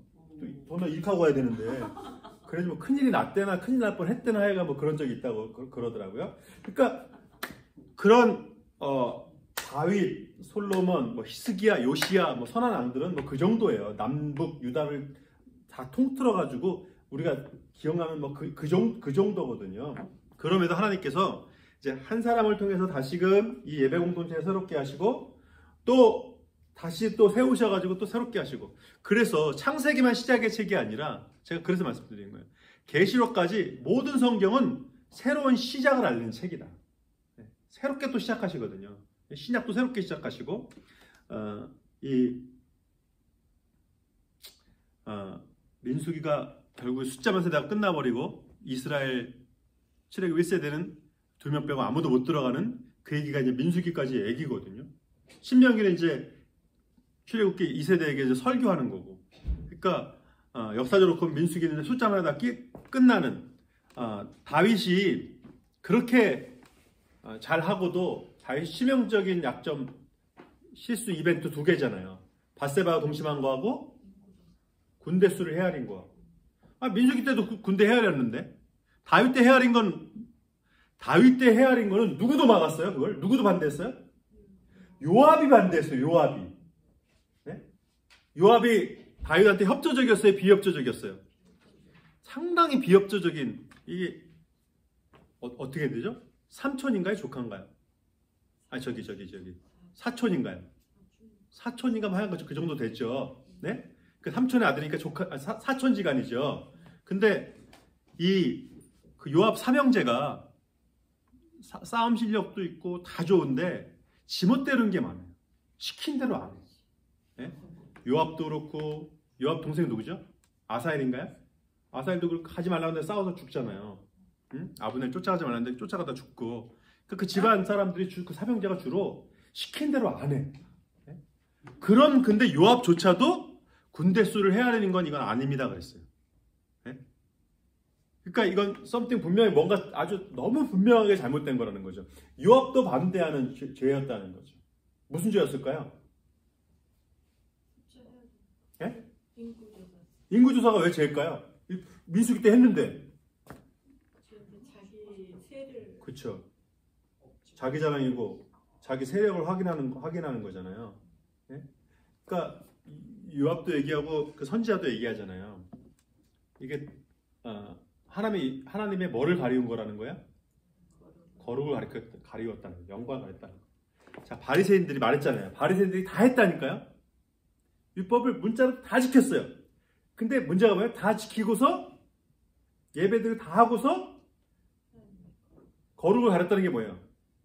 영광을 자기에게 돌렸죠. 그러니까 우리가 이게 한 장 차이예요. 그러니까 했냐 안 했냐로 보면 했어. 분명히 했어요. 한 거니까 잘한 거죠. 실은 잘한 건데 잘한 게 끝이 아니라는 거예요. 다 하고도 자, 했냐 안 했냐 그러면 무조건 해야 돼. 순종, 이거 말할 게 없어요. 그죠? 순종했냐 안 했냐 무조건 말씀대로 했냐 안 했냐 그러면 무조건 했어야 돼요. 여기에 가능성이 있어요. 했는데 끝이 아니라는 거예요. 끝은 뭐예요? 이 모든 걸 하고 영광을 하나님께 돌릴 때 끝이라는 거예요. 다 했는데 잘했는데 영광을 자기에게 돌릴 수 있다는 거예요. 이게 바리새인의 이 실수와 실패와 이게 우리에게 늘 있는 시험이라는 거예요. 네? 아담과 하와가 먹은 선악과가 뭐예요? 하나님처럼 되려고 했다는 게 뭐예요? 영광을 자기에게 돌린 거죠. 하나님을 예배하지 않겠다는 거예요, 더 이상. 그러니까 선악과가 있었네, 없었네, 그걸 먹었네, 안 먹었네, 그 얘기가 아니에요. 영광을 하나님께 돌리지 않겠다는 거예요. 더 이상 내가 하나님처럼 되면 어때요? 내가 하나님과 똑같아져요. 만약에 그렇다면 더 이상 하나님을 예배할 필요도 없고 믿을 필요도 없고. 그러니까 모든 제약은 그것과 똑같아요. 그러니까 했냐 안 했냐? 해야 되냐 말아야 되냐? 무조건 해야 돼. 근데 했다가 끝이 아니라는 거예요. 무익한 종의 비유가 뭐냐면, 무익한 종의 비유가 뭐예요? 할 거 다 하고 나서 어떻게 된다는 거예요? 주인 마실 물 다 해놓고 손발 다 씻겨드리고 다 했어요. 그럼 주인한테 칭찬할 때까지 기다리고 있어요? 나 이렇게 했는데 뭐 하나 좀 챙겨줄 거 기다리고 있어요? 어떻게 된다는 거예요? 종은 어떻게 된다는 거예요? 할 거 다 했어요. 그러면요? 그 다음 일을 하라는 거예요. 그냥 다 하고서 뭐라고 그래요? 무익한 종이 뭐라고 해야 된다는 거예요? 무익한 종은 하여야 할 것을 했을 뿐입니다. 그래야 된다는 거예요. 네? 그게 우리의 자세가 돼야 된다는 거예요. 종의 자세가 돼야 된다는 거예요. 그러니까 하고서 뭘 기대하면 종이다 아니다. 종 아니다. 그럼 우리가 하나님한테 선물 기대하면 안 된다. 그 얘기가 아닙니다, 여러분. 지나친 기대를 말하는 거예요. 거기선 자세만. 성경은 한 비유에 한 사건에 하나의 레슨만 있어요. 그러니까 그 비유에서는 종의 자세를 말하는 거죠. 우리가 그렇게 하면 하나님께서 복 주실 것을 기대하는 건 그건 전혀 잘못된 게 아니에요. 근데 그걸 당연하게 여기면 어때요? 하나님이 나한테 주셔야 되는 게 당연하다. 그러면 그건 더 이상 은혜가 아니라 교만이죠. 내가 한 것에 대한 대가 지불인 거죠. 감사할 게 없는 거죠. 그러니까 내가 한 것에 대한 하나님의 은혜가 당연한 거다. 하나님 하셔야 된다. 안 하면 나 교회 끊을 거다. 가만 안 둘 거다. 이러면 이거는 더 이상 종의 자세가 아닌 거죠. 그냥 이건 계약적인 자세죠. 네? 내가 해야 할 것을 하고 그 다음 또 해야 할 일을 하는 거예요. 그게 종의 자세가 돼야 된다는 거예요. 그러니까 다윗이 군대를 헤아린 이 사건은 다 잘했는데 다윗이 진짜 성경 처음부터 끝까지 놓고 봤을 때 정말 피오하게 잘한 사람이 몇 명 안 돼요. 진짜 흠이 없는 사람은 다니엘과 요셉. 다니엘과 요셉은 흠이 없었어. 흠이 없었어. 반대자가 봐도 흠이 없었어. 이건 어마어마한 거죠. 반대자가 봤는데도 흠을 못 찾았으니 이게 얼마나 어마어마한 거예요. 그죠? 네? 그러니까 요셉과 다니엘은 죄악이 기록되어 있지 않아요. 성경 전체 인물 중에서 그 실수와 어떤 그런 게 전혀 기록되지 않은 사람 중에 한 사람이 신약에서는 대표적으로 세례 요한이 그렇고, 그러니까 그런 사람 말고는 우리가 알고 있는 굵직한 인물들 중에서는 모세와 다윗은요 대표적인 사람이에요. 정말 피오하기로, 정말 깨끗하기로 정말. 근데 결정적인 이 모세도 그렇고 다윗도 그렇고 하나님의 영광을 끝까지 돌리지 못하는 그렇다고 해서 모세가 뭐 다윗이 천국 못 가다 이렇게 얘기할 수는 없죠. 그러나 결정적인 실수를 아무리 위대한 사람도 결정적으로 실수할 때가 뭐냐면 바로 이런 부분이에요. 다 하고 영광을 하나님께 돌리지 못하는 부분. 네? 그러니까 엄마 아빠들도 많이 하는 실수예요. 엄마 아빠들 자식한테 다 해주고 말 한마디 까딱 잘못했다가 내가 이러려고 너를 키운 줄 알아? 너 겨우 그런 놈하고 시집가려고 너 엄마가 이런 줄 알아? 다 하고 이제 막판에 놓칠 수 있는 그런 것처럼. 응? 우리가 신앙생활하면서 내가 이러려고 내가 목사님 같은 분 내가 섬기려고 내가 아름다운 게 섬긴 줄 아세요? 네. 이럴 수 있다는 이런 사람이 있다는 게 아니라 다 하고 막판에 이제 그럴 수가 있다는 거죠. 네? 마틴 로이드 존스 목사님이 그분이 설교 중에 예화 별로 안 쓰시는데 그 얘기를 뜬금없이 하시더라고요. 그분은 그 강해설교의 대가인데 한 부인을 알고 있다는 거예요. 그분이 설교 전체 중에 예화를 거의 안 쓰세요. 근데 아주 되게 잘 사는 부인인데 이분이 아마 암이었나 봐요. 근데 교회를 안 나오시는 거예요. 그래서 목사님에게 찾아갔죠. 그래서 이 부인이 뭐라고 그러냐면 내가 하나님께 이렇게 헌신하고 그랬는데 기껏 돌아온 게 암이고 이거냐. 이분 책 보면 정말 어마어마해요. 너무 좋고 이분이 의사 출신이거든요. 마틴 로이드 목사님이. 그러니까 얼마나 의술적으로도 얼마나 많은 얘기를 하고 그러셨겠어요. 근데 거기서 길게 얘기는 안 하시는데 그 부인이 돌아가실 때까지 결국 교회 안 나오셨다는 거예요. 네? 내가 이렇게 믿었는데 기껏 마지막에 암이냐. 끝까지 교회 안 나오셨다는 거예요. 네? 그러니까 그러면서 이 목사님 이제 너무 안타깝다 그 얘기를 하시는데, 그쵸, 뭐 심정적으로야 우리가 뭐 얼마나 악담이 되고 말이죠. 네. 그럴 수 있잖아요. 그죠? 얼마나 악담이 되겠어요. 내가 이렇게 평생 험시고라도 내가 목사를 했는데 마지막에 젊은 나이에 암이다? 정말 너무 화가 나고 그럴 수 있죠. 서운하고 그럴 수 있죠. 낙담이 될 수 있죠. 네? 얼마든지 그럴 수 있어요. 그런데 돌아와야죠. 우리 아까 뭐 최성 권사님도 이렇게 해주지만 정말 아름다운 교회 와서 제가 장례 여러 번 치러봤지만 진짜 암이고 어려움이 그런데 제가 정말 놀란 게 그 순간에도 그 믿음을 놓치지 않으시고 더 열정적이시더라고요. 옛날에 그 이남옥 스타님이라고 아세요? 그분이 제 맡은 적이어서 일주일마다 한 번씩 갔었는데 그러시더라고요. 자, 아시죠? 뭐 결과가 이제 뭐 뻔히 이제 얼마 간다는 것까지 다 아니까 제가 가서 설교하면 뭐라고 하시냐면 목사님 예수님 얘기만 해주세요. 그렇게 예수님 얘기만 해주세요. 다른 얘기 말고 예수님 얘기만 해달래. 예수님 얘기만. 네? 그러니까 진짜 그 고난 속에서 그 믿음이 드러나더라고요. 뭐가 아픈데 아픈데도 더 중요한 게 뭐냐면 예수님이 누구신지를 정말 더 알고 싶다는, 제대로 알고 싶다는. 네? 우리 그 이남옥 시사님은 큐티 모임하고 막 열심히 하셨던 분이에요. 네? 그런데도 예수님을 더 알고 싶다. 예수님 얘기만 해달라고. 네? 그러니까 우리가 이 민수님이 끝까지 숫자만 헤아리잖아요. 다윗이 마지막에 자기 숫자 헤아리다가 놓쳤잖아요. 그러니까 우리가 이 숫자를 헤아리면서 실은 네? 숫자를 헤아리기도 해야 되지만 결국 뭘 헤아려야 돼요? 지금까지 하나님의 은혜를 헤아려야 되는 거예요. 은혜를. 자, 이게 다 뭐예요? 이 절기들이 다 뭐예요? 이 제사가 다 뭐예요? 하나님께서 애굽부터 지금까지 인도하신 그 하나님의 은혜를 헤아리고 기억하는 시간들이라는 거예요. 이게 우리를 온전하게 한다는 거예요. 네? 여러분 자녀들이 왜 공부하는 줄 아세요? 제가 여러 번 말씀드렸는데 엄마 기쁘게 하려고 공부하는 거예요. 애들이. 네? 얘네들 왜 취직 좋은 데 가려는 줄 아세요?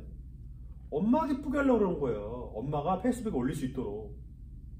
엄마가 페이스북에 인스타그램에 나를 자랑할 수 있도록. 착한 아들. 네? 착한 아들. 아니 대부분의 아들이 그래요. 네. 물론 공부 안 하는 애들도 마음은 그래요.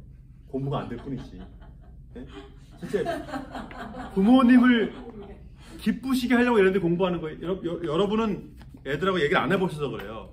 제가 수련회 가서 물어보면 얘네들 중고등부 애들 넘버1 고민이 뭔지 아세요? 여자친구 남자친구가 아니에요. 엄마 아빠가 행복했으면 좋겠다는 거예요. 물론 집에 가서 다시 아이폰 사내라고 해요. 물론 얘네들 집에 가서 네? 돈 내놓으라고 해요. 물론. 그런데 마음은 안 그렇다는 거예요. 네? 그러니까 마음은 그렇다는 거예요. 그러니까 얘네들이 철은 없어도 이제 엄마 아빠가 나를 얼마나 사랑하는지 우리 아들이 계속 나를 나오라고 막 지금 온갖 사인을 보내고 있지만 제 아들이 얼마 전에 용돈 다 모아가지고 제가 아바타 영화 2를 좋아한다 그랬더니 그냥 지나가는 말하고 또 나한테 뭐 갖고 싶니? 그래서 아빠 아바타 영화 2 좋아한다 그랬더니 그 DVD 사라고 12불을 얘가 준 거예요. 저기 이베이에 12불이 나왔대. 그래서 12불 새 거가 나왔대. 그 사래. 네. 그래놓고 그 다음날 20불짜리 아마존 그걸 사내라고 나한테 그러더라고요.